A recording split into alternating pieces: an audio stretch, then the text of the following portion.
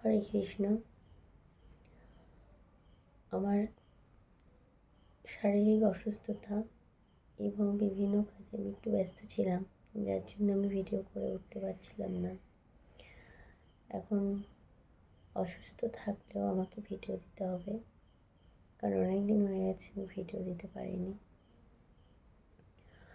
আমার গলার অবস্থা ভালো না, তার মধ্যে দিয়েও আমি দেখি একটু ভিডিও করা যায় কি না। তো আপনারা আমার সাথে থাকবেন। আজকের আলোচ্য বিষয় হলো সৎগুরু।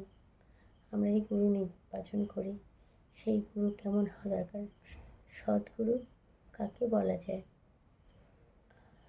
যিনি তোষমৎকারী নহেন, পরমুখাপেক্ষী নহেন, তিনিই সৎগুরু।